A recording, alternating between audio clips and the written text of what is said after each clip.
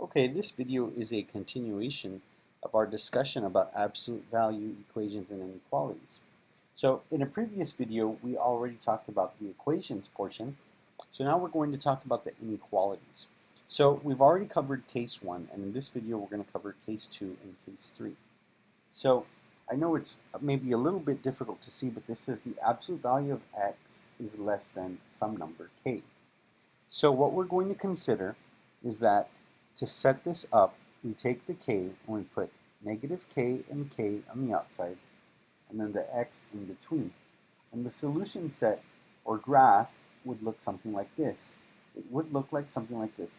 The answer for the absolute value is something in between negative k and k.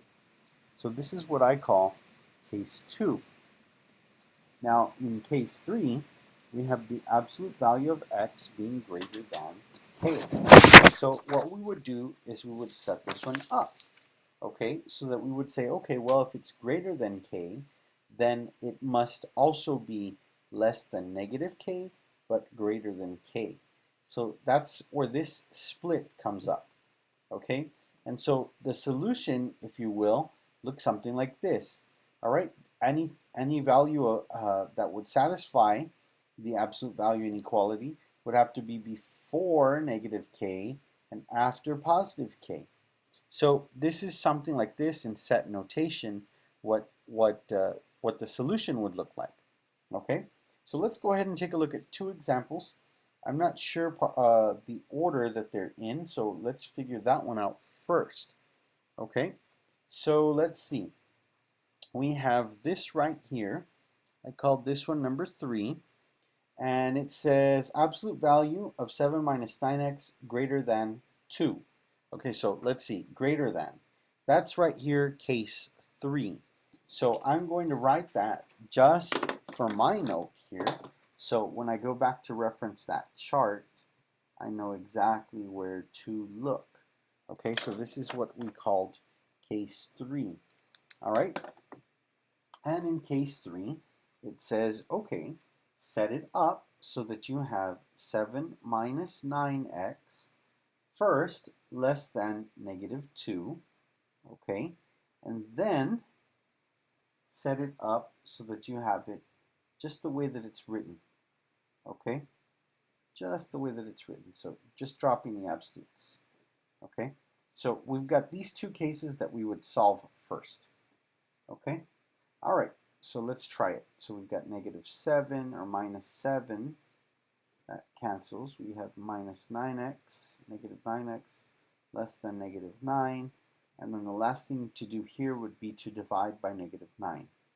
Okay, and what happens when we divide by a negative number when we're dealing with inequalities? Okay, if you said flip the inequality sign, then you're exactly correct. That's what we have to do. So x is greater than, in this case, 1. Okay, so x is greater than 1. That's the first part. We just draw a dividing line here. Now, minus 7 to both sides, subtracting 7.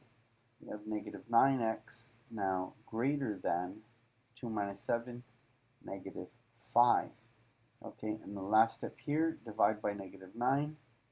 And again, notice we're dividing by a negative number, so we must flip the inequality sign. X will now be less than, negative divided by negative is positive 5/9.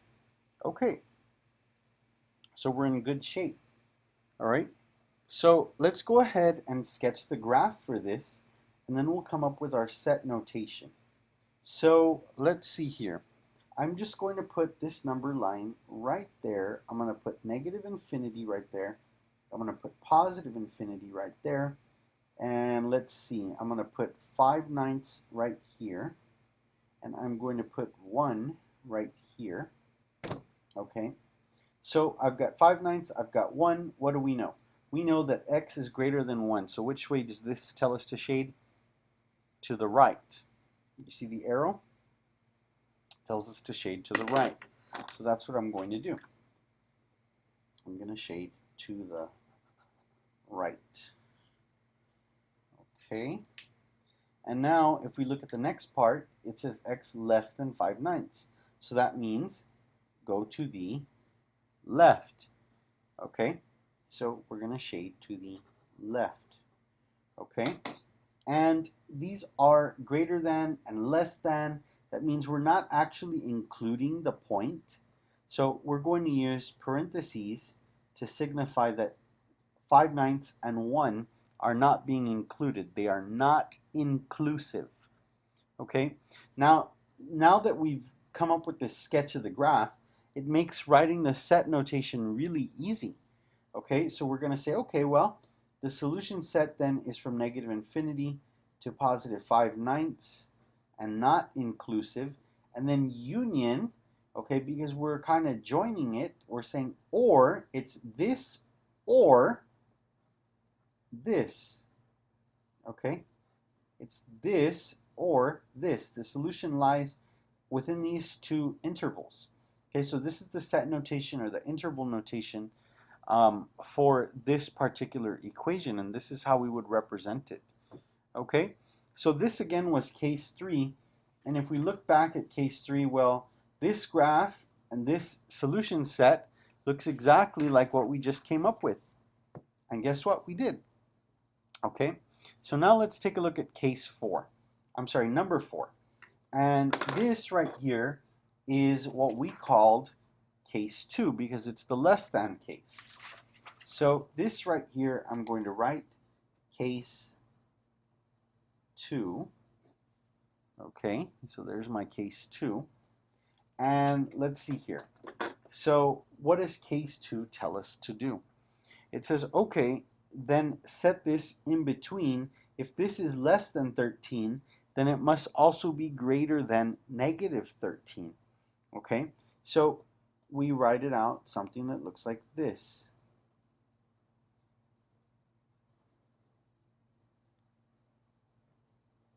All right, there we go.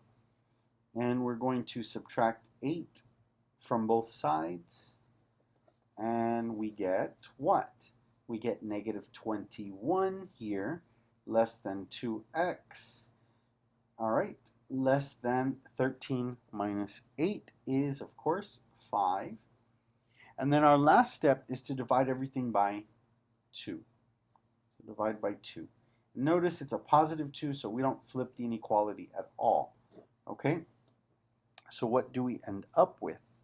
Okay, well, here's our number line. All right, you can put the infinities, but they're not necessary in this case. So let's say this is negative 21 over 2, and this right here is 5 over 2.